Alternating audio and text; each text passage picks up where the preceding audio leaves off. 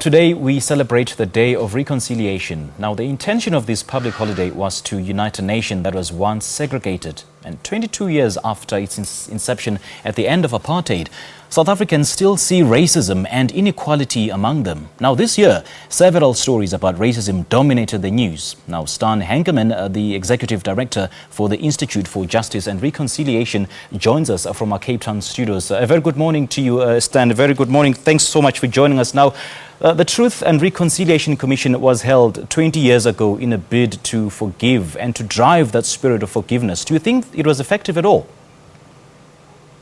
Good morning, Sampu, and thank you so much for this opportunity.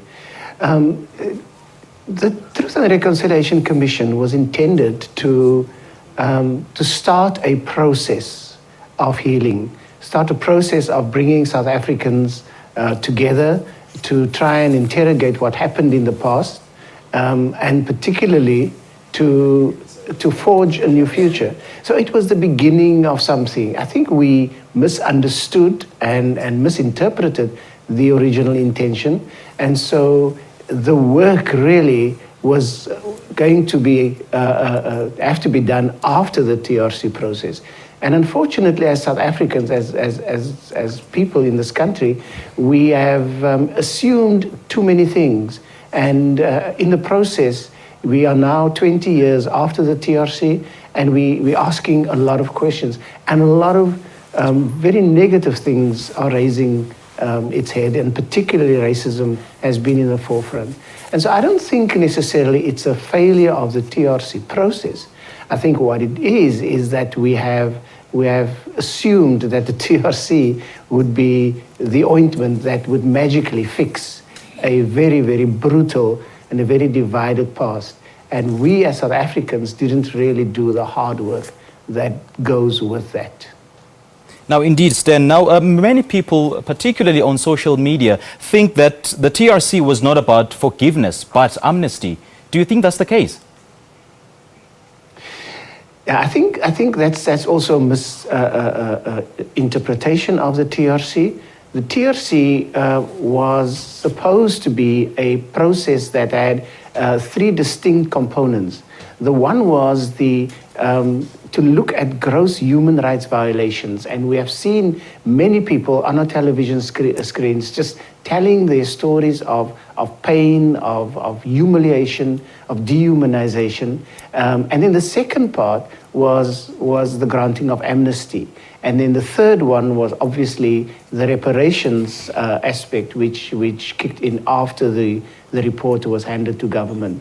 And I think we need to understand the amnesty issue very, very carefully here, because over 7,000 people applied for amnesty, and less than 2,000 received amnesty.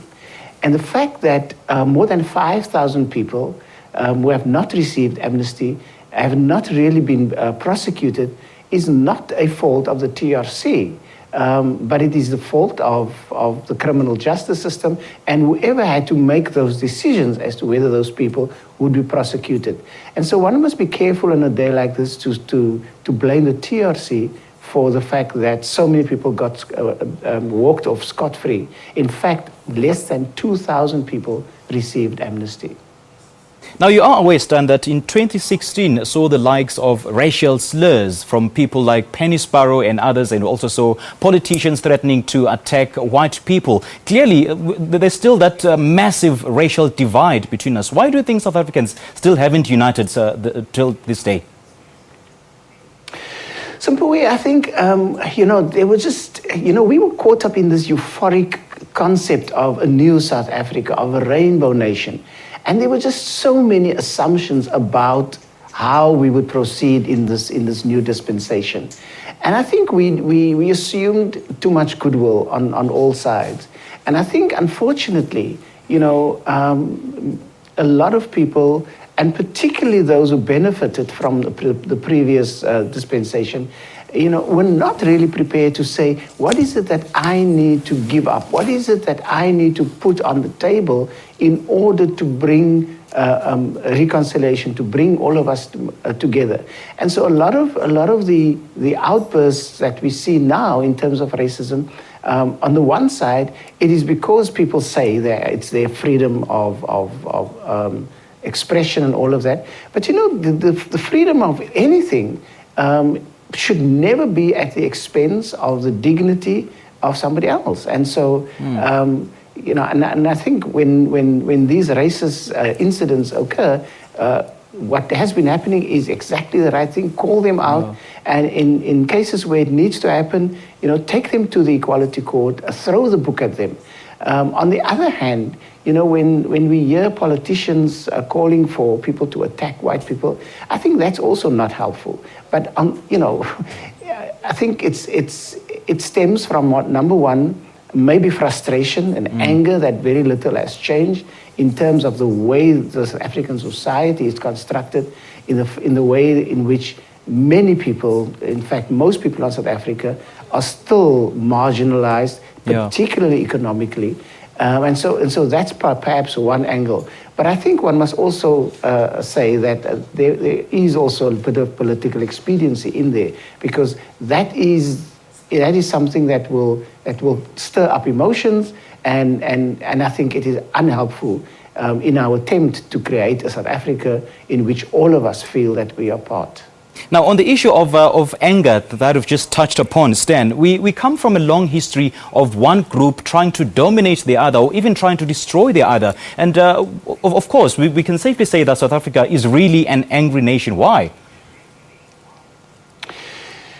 You know, we're talking, it's now 2016, 22 years after democracy. This anger has been, you know, coming on since the dawn of this nation concept. When people arrived in South Africa, the marginalization started. And so you're literally talking about hundreds of years of exclusion, marginalization, in fact, dehumanization.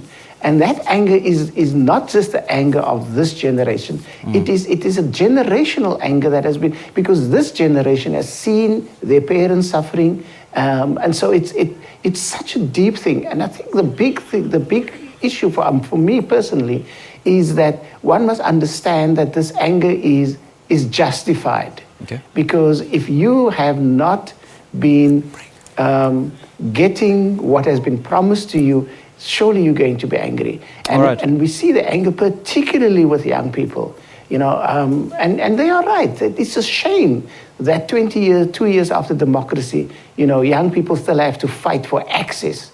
Young people still have to fight to be recognized as full citizens of the university or wherever they are. And so that anger is justified. But that anger, you know, is not an anger that emanated only from this generation. It comes along from a long way on.